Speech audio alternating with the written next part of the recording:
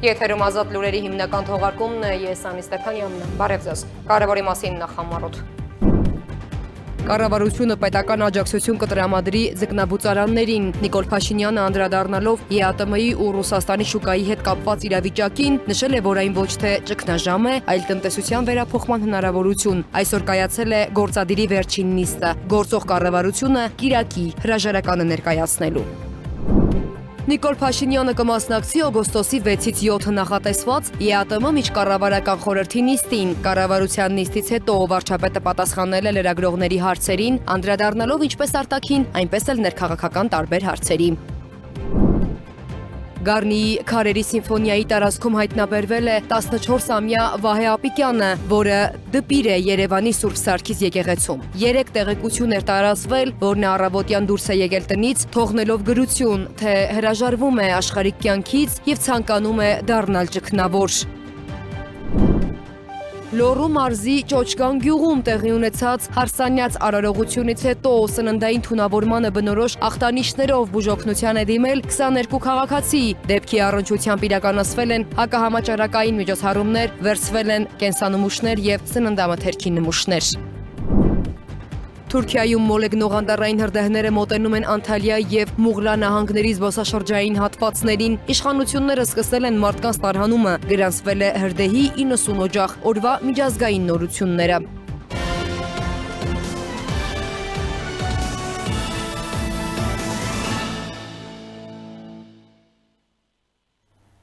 Կառավարությունը պետական աջակցություն կտրամադրի արտահանման սահմանափակումների հետևանքով ֆինանսական դժվարությունների հանդիպած ձկնաբուծարաններին, միաժամանակ գործադիրը տնտեսվարողներից պահանջում է բարձրացնել արտադրողականությունը, որակը եւ դիվերսիֆիկացնել իրացման շուկաները։ Վարչապետ Նիկոլ Փաշինյանը անդրադառնալով ԵԱՏՄ-ի ու Ռուսաստանի շուկայի հետ կապված իրավիճակին նշել է, որ այն ոչ թե ճգնաժամ է, այլ տնտեսության վերափոխման հնարավորություն։ Նիստում հրապարակվել են նաեւ տնտեսական ակտիվության նոր ցուցանիշները, իսկ ավարտին վարչապետը հայտարարել է գործող կառավարությունը կիրակի հրաժարական է ներկայացնելու։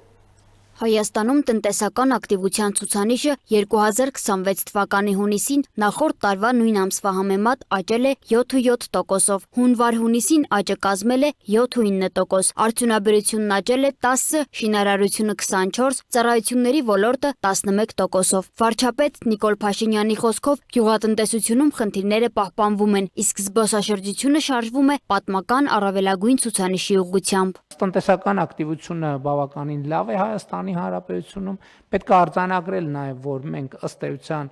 զբոսաշրջության տեսակետից ռեկորդային ուղեծրի մեջ ենք եւ մեծ է հավանականությունը, հաշվի առնելով նաև առաջիկայում սպասվող COP17 համաժողովը, մեծ է հավանականությունը, որ 2026 թվականին մեր զբոսաշրջության թվերը կլինեն բացարձակ առավելագույնը Հայաստանի պատմության մեջ։ Վարչապետը նաև հայտնել է, որ Moody's միջազգային վարկանիշային գործակալությունը Հայաստանի ինքնիշխան վարկանիշի հեռանկարը կայունից դարձրել է դրական, վարկանիշը պահպանելով BA3 մակարդակում։ Գործակալությունը նշել է աշխարհաքաղաքական ռիսկերի նվազումը, ներքաղաքական կայունությունը, ներդրումների աճն ու տնտեսության կառուցվածքային ներուժի ուժեղացումը։ Կենտրոնական բանկից պարզաբանեցին, վարկանիշի հնարավոր բարձրացումը կարող է նպաստել պետության, բիզնեսի եւ քաղաքացիների համար ֆինանսավորման տոկոսադրույքների նվազեցմանը։ Կառավարությունը հաստատեց նաև Արարատի եւ Արմավիրի մարզերի 135 արդյունաբերական ձկնաբուծարաններին աջակցելու ծրագիրը։ Ավելացված արժեքով հարկ վճարող տնտեսություններին միանվագ կփոխհատուցվի 2026 թվականի առաջին կիսամյակում ձեռք բերված ձկան կերի 1 ամսվա միջին արժեքի 20%-ը։ Հաշվարկի հիմքում կերի 1 կիլոգրամի համար սահմանվել է 900 դրամ արժեք։ Անհրաժեշտությունը այս ծրագրի պայմանավորված է ձկան եւ ձկնամթերքի արտահանման սահմանափակումների արդյունքում որոշակի ֆինանսական դժվարություններով, որոնք ունեն ձկնարդյունաբերողները, որպեսզի դրանք մեղմենք, որպեսզի նրանք կարողանան մի կողմից ինքնարժեքը իջեցնելով հնարավորություն ունենալ ներքին շուկայում որոշակի գներ իջեցնել եւ դրանով նաեւ մենք կարծում ենք սպառումը ավելացնել եւ միևնույն ժամանակ իհարկե արտաքին շուկաներում էլի ինքնարժեքի իջեցմամբ հնարավորություն ունենան նոր շուկաներ կարողանան գտնել, որպեսզի նոր շուկաներում մտնեն։ Ծրագրի շրջանակում կարևոր է, որ կերը պետք է ձեռք բերված լինի պարտադիր սերտիֆիկացված, այսինքն պետք է լինի սերտիֆիկացված կեր, որը համապատասխանի եւ ԵԱՏՄ եւ ԵՄ ստանդարտներին, մնացած կետերը արդեն վերաբերվում են այն,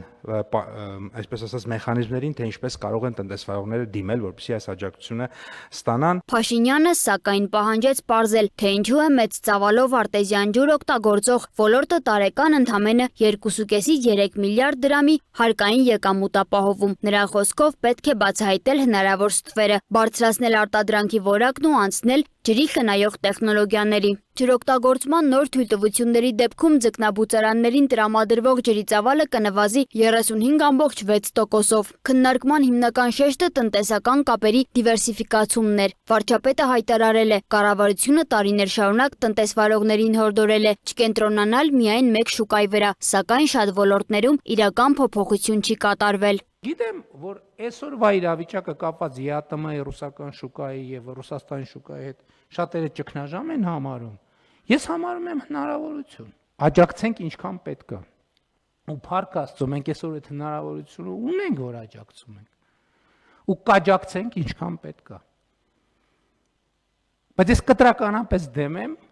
որ մենք աջակցենք այն ուղղությամբ, որը չի տանում զարգացման։ Փաշինյանի խոսքով նոր շուկաներ մուտք գործելու համար տնտեսվարողները պետք է համապատասխանեն դրանց պահանջներին, սկսած արտադրանքի որակից եւ հումքի ծագումից մինչեւ արտադրության բնապահպանական ազդեցություն։ Պետական աջակցությունն էլ պետք է ոչ միայն պահպանի գործող արտադրությունը, այլև ստիպի այն տեխնոլոգիապես վերազինել եւ բարձրացնել մրցունակությունը։ Գործադիրը 650 միլիոն դրամ հատկացրեց նաեւ Վեդու ջրամբարի ծրագրին։ Պիտի ասեմ, որ շինարարությունը պարոն վարչապետ, ինչպես նախորդի վառիթ ունեցել ենք ձեզ ներկայացնելու, այդ թվում նաև ջրամբար կատարած այցի շրջանակներում ավարտվել է 30 միլիոն ծավալ տարողությունից 12.5 միլիոն խորանարդ մետր հսպային ջրալցվել է, փորձարկել ենք եւ ջրալցման եւ ջրաթափման համակարգերը, նաև վթարային ջրաթափման համակարգը, սա ընթացիկ կարգով նախատեսված վճարում է եւ ոչինչ դրանից ավել։ Կառավարությունը հաստատեց նաև Սևանա լճի ափին անցկացվելիք Վարչաֆեստ 2026 երիտասարդական երաժշտական մրցույթ փառատոնի անցկացումը։ Օգոստոսի 21-ից 22-ը նախատեսված միջոցառմանը մասնակցելու հայտ է ներկայացրել 100 խումբ Հայաստանից, Կանադայից եւ Ավստրիայից։ Երկու փուլից հետո եզրափակիչ կանցնի առավելագույնը 20 խումբ։ Մրցակցային ֆոնդը 10 միլիոն դրամ է։ Մասնակիցների ընտրությունը կկատարվի պրոֆեսիոնալ ժյուրիի կողմից եւ մենք ունենանք երկու փուլով ընտրություն միջև վերջնական փառատոնը, առաջին փուլում, որը արդեն իսկ ընթացքի մեջ է եւ նախատեսում է, որ վաղը կամփոփենք, մասնակիցները ընտրվում են առցանց ուղարկված տեսաձայնագրությունների հիման վրա, երկրորդ փուլը անցած 50 բենդերի լսումները կանցկացվեն մարզերում եւ Երևանում, նախատեսում ենք դա իրականացնել օգոստոսի 5-ից 11-ը, 11-ին կամփոփվեն արդեն եւ միջև 20 բենդներ, որոնք կլինեն այս երկու ուրեմն փուլերի արդյունքում լավագույն գնահատվածները կունենան հնարավորություն մասնակցելու օգոստոսի 21-ից 22-ը նախատեսվող վերջնական մրցույթ փառատոնին։ Նիստի ավարտին Նիկոլ Փաշինյանը հայտարարեց 9-րդ գումարման ազգային ժողովի ձևավորման կապակցությամբ կառավարությունը կիրակի հրաժարական կտա։ Դրանից հետո հանրապետության նախագահը վարչապետ կնշանակի խորհրդարանական մեծամասնության առաջադրած թեկնածուին։ Կառավարության մի շարք անդամներ եւ պաշտոնյաներ աշխատանքը կշարունակեն արդեն ազգային ժողովում։ Սոնա Գիշյան, Free News, Ազատ լուրեր։ Վարչապետ Նիկոլ Փաշինյանը այսօր հրապարակայնորեն հաղորդում է ներկայացրել հանցագործության մասին միջազգային իրավական հարցերով ներկայացուցչի գրասենյակի նախկին ղեկավար Լիպարիտ Դրմեյանի դեմ։ Վարչապետը կոռուպցիայի կանխարգելման հանձնաժողովին եւ գլխավոր դատախազությանը կոչ է արել ստուգել նախկին պաշտոնյայի հաշիվները ու ունեցվածքը։ Լիպարիտ Դրմեյանին վարչապետը աշխատանքից ազատել է նախորդ տարի։ Այսօր Փաշինյանը հայտարարել է, որ Դրմեյանը ծածուկ գործել է ի վնաս կառավարության եւ իրավապահ մարմինները պետք է զբաղվեն նրանով։ Փաշինյանը նկատի ունենալով Դրմեյանին հայտարարել է, որ իրենք կառավարությունից դուրս են բերել, այսպես ասած, տրոյական ձիուն, ով հունիսի 7-ի ընտրությունների ժամանակ տեղեր գտել Արման Թաթոյանի գլխավորած Միասնության թևեր կուսակցության նախընտրական ցուցակում։ Արձակուրդից հետո Փաշինյանը այսօր կրկին հանդես է եկել հերթական ճեպազրույցով մանրամասները տեսանյութում։ Կառավարությունը մրցույթ է հայտարարել Գյումրի Ախուրիկ Թուրքիայի սահման երկաթգծի վերակառուցման նախագծի համար։ Սա էլ, ինչպես եւ ամբողջ հայկական երկաթուղին, գտնվում է Հարավկովկասյան երկաթուղի Փակ բաժնետիրական ընկերության կառավարման ներքո։ Գործադիրը սակայն դեռևս որոշում չի ընդունել այս հատվածը ռուսական կոնցեսիոն կառավարման ակտիվներից հանելու վերաբերյալ։ Ապա իրավական ինչ հիմքով է իրականացվելու այդ նախագիծը։ Իրավական հիմքի ձևակերպումը իրավաբանների հարցն է։ Բայց դա մեր սեփականությունն է, մենք մեր սեփականությունը վերականգնում ենք, վերանորոգում ենք, ում պետք է արդարանանք դրա համար։ Ռուսաստանը վերջին ամիսներին նորանոր պատժամիջոցներ է կիրառում հայաստանյան մի խումբ ապրանքատեսակների արտահանման նկատմամբ։ Մինչդեռ Հայաստանը, ինչպես վարչապետը հայտարարեց, փորձում է բարեկամաբար շարունակել երկխոսությունը ռուսական կողմի հետ, տնտեսական սանկցիաները վերանայելու ուղղությամբ։ Օրինակ Հայաստանն էլ իր հերթին կարող է օգտվել իր գործիքակազմից եւ օրինակ նաեւ հենց ֆրանսիական արբիտրաժի միջոցով միակողմանի չեղարկի կոնցեսիոն պայմանագիրը եւ նոր մրցույթ հայտարարել։ Արբիտրաժ դիմելու մենք հարկ չունենք, որովհետեւ մենք բոլոր գործիքները ունենք առանց արբիտրաժի այդ հարցը լուծելու։ Այսինքն ինչի պետքա դիմենք արբիտրաժ։ Ասենք օրինակ հեծի հարցով մենք արբիտրաժ դիմեցինք, չդիմեցինք, ինչի չդիմեցինք, որտեղ մենք ինչի դիմենք արբիտրաժ, եթե մենք գործիքը ունենք որոշում կայացնելու։ Հետո, եթե որևէ մեկը համաձայն չի, ինքը պետքա դիմի արբիտրաժ։ Այսինքն մենք արբիտրաժ դիմելու ոչ մի անհրաժեշտություն չունենք։ Այս համատեքստում գործադիրի ղեկավարը ընդգծեց նաև արտահանման սահմանափակումների շուրջ ստեղծված իրավիճակը ոչ միայն Հայաստանի, այլև Եվրասիական տնտեսական միության խնդիրն է։ Միաժամանակ հավելեց, եթե հարցը արագ չլուծվի, ապա դա կարող է դառնալ ԵԱՏՄ-ի վերջի սկիզբը։ ԵԱՏՄ-ն դե ֆակտո կաթվածահար վիճակում է եւ կաթվածահարությունը խորանալու միտումներ է ցուցաբերում։ Եվ եթե այս հարցը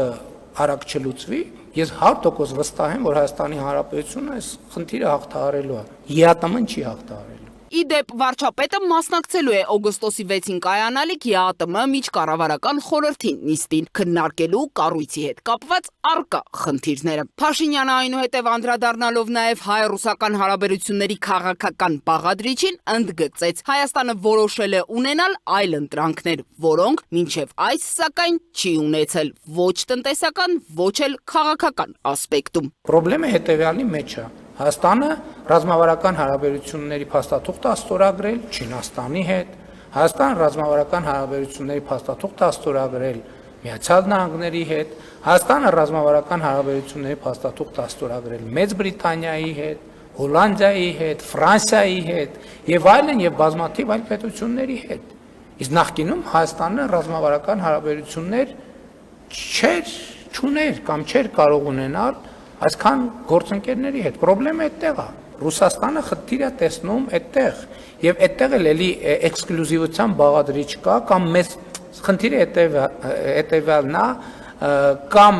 էքսկլյուզիվ են հարաբերությունները կամ հարաբերություններ չպետք է լինեն։ Մենք չենք ընդունում այդ մոտեցումը։ Մենք ասում ենք հարաբերությունները էքսկլյուզիվ չեն, բայց հարաբերություններ պետք է լինեն։ Լրագրողների այն դիտարկմանը, թե հաշվի առնելով ստեղծված իրավիճակը Հայաստանը ի վերջո լավ գործընկեր է Ռուսաստանի համար, թե ոչ, վարչապետը արձագանքեց։ Հայաստան 2022 թվին ինչով լավ գործընկեր չէր, որ հավաքական անվտանգության պայմանագրի կազմակերպությունը իր ֆունկցիաները չկատարեց։ Ինչով լավը չէր Հայաստանի Հանրապետությունը։ Ինչ էր արել Հայաստանի Հանրապետությունը։ Ում էր վատություն արել Հայաստանի Հանրապետությունը։ Միջպետական լավ կամ վատ գործընկերության թեմայի շրջանակում Նիկոլ Փաշինյանը հիշատակեց նաև Բելարուսի նախագահին, չմոռանալով Լուկաշենկոյի Հայաստանին ուղղված ոչ գործընկերային հայտարարությունները։ Հայաստանի Հանրապետությունը ում էր ինչ արել, որ Բելարուսի նախագահը հայտարարի, որ գիտեք ինչ, դե Հայաստանը ում է պետք։ Ինչն էր վատ արել Հայաստանի վատություններ արել ինչ որ մեկին։ Բելարուսին վատություններ արել Հայաստանի Հանրապետությունը։ Ոնց կարելի է երկրի, ինքնիշխան երկրի մասին այդպես խոսալ։ Հիմա մենք ցույց ենք տալիս, թե ում է պետք Հայաստանի Հանրապետությունը։ Հարգարժան գործընկերը Բելարուսի նախագահը փնտրում եւ չէր գտնում այդ հարցի պատասխանը։ Հիմա մենք ցույց ենք դնում այդ հարցի պատասխանը։ Հայաստանի Հանրապետությունը պետք է Չինաստանին, Միացյալ Նահանգներին, Եվրամիությանը, Իրանի Իսլամական Հանրապետությանը եւ այդ բոլոր գործընկերներն էլ Հայաստանի Հանրապետությանն են պետք։ Ձյանը Դավթյան, Տիգրան Ղազարյան, Free News, Ազատ լուրեր։ Գառնիի քարերի սիմֆոնիայի տարածքում հայտնաբերվել է 14-ամյա Վահե Ապիկյանը, որը դպիր է Երևանի Սուրբ Սարգիս եկեղեցում։ 3 տեղեկություն էր տարածվել, որ նա առավոտյան դուրս է եկել տնից առանց որևէ մեկին տեղյակ պահելու, չվերցնելով որևէ իր բացի եկեղեցական համազգեստից։ Վահեն գրություն է թողել, որ հրաժարվում է աշխարհիկ կյանքից եւ ցանկանում է դառնալ ճգնավոր։ Ներքին գործերի նախարարության մամուլի քարտուղար Նարեկ Սարգսյանը հայտնել է, որ ոստիկանների ու քաղաքացիների համատեղ ուժերով հայտնաբերված երեխայի կյանքին վտանգ չի սպառնում։ Ընտրակաշարք տալու ստանալու դեպքերով հակակոռուպցիոն կոմիտեում նախաձեռնված քրեական վարույթի շրջանակում այսօր ձերբակալվել է Հայաստան դաշինքի ցուցակով падգամավորի թեկնածու հանդիսացած եւս մեկ անձ Աշոտ Խաչատրյանը։ Այս մասին հայտնել է կոմիտեն։ Խաչատրյանը հունիսի 7-ի ընտրությունների արդյունքում ընդդիմադիր դաշինքի ցուցակով падգամավորական մանդատ ստացողների թվում չէ։ Վերաքննիչ հակակոռուպցիոն դատարանի որոշմամբ Արմեն Աշոտյանի նկատմամբ կիրառված բանտային կալանքը փոխարինվել է տնային կալանքով։ Անազատության ռեժիմի փոփոխությունը տեղի կունենա արդեն այսօր։ Այս մասին հայտնել է նրա փաստաբան Ռուբեն Մելիքյանը։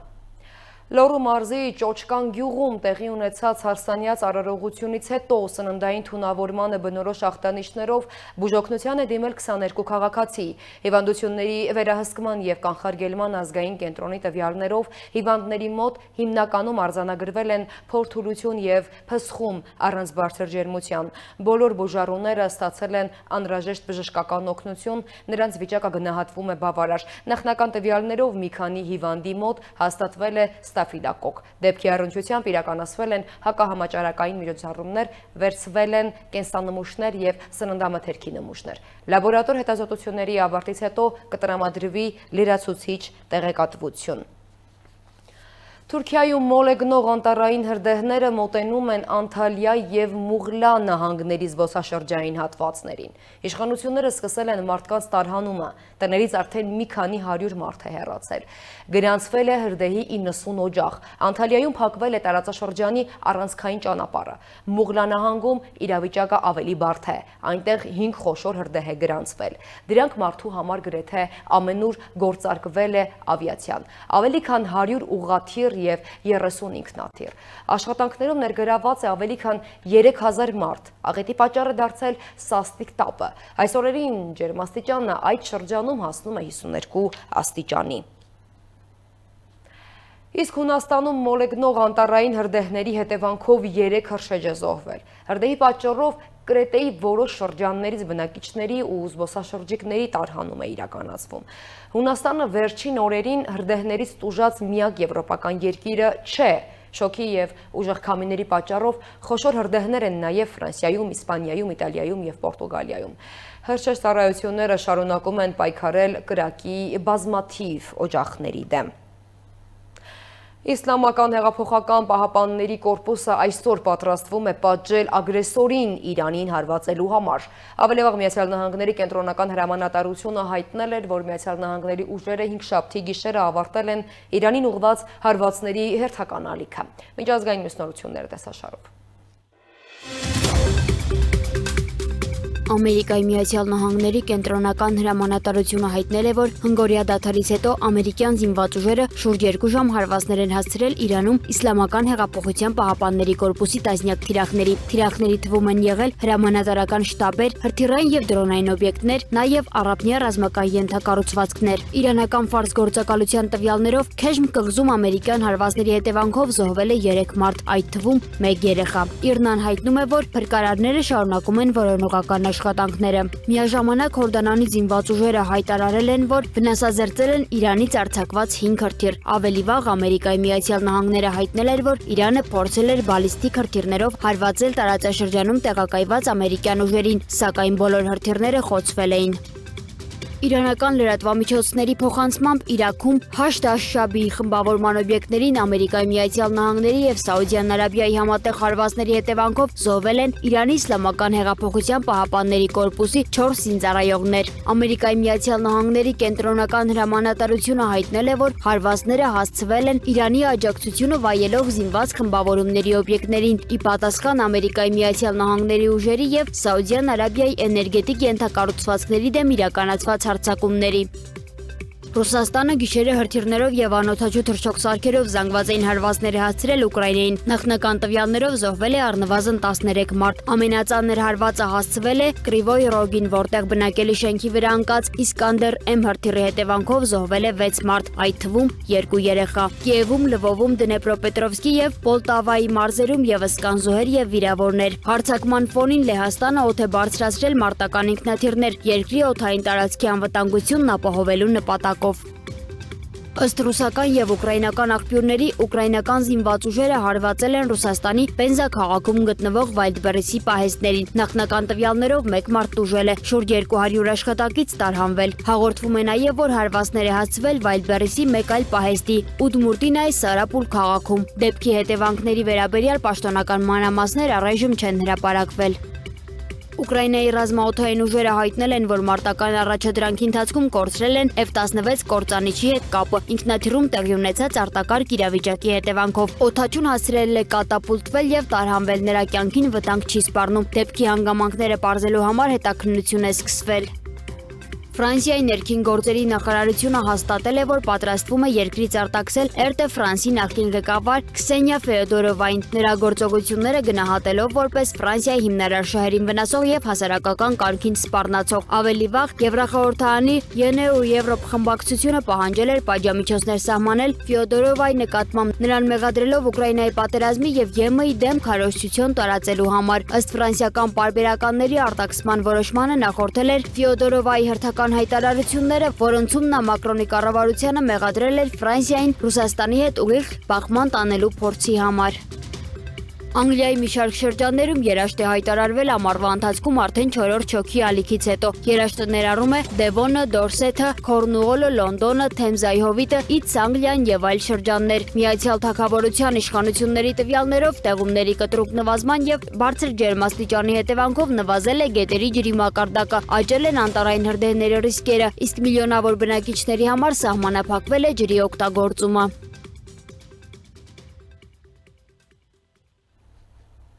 Այս ժամի համար այսքանը, թողարկման ավարտին ծանոթացեք եղանակային կանխատեսումներին, ցտեսություն։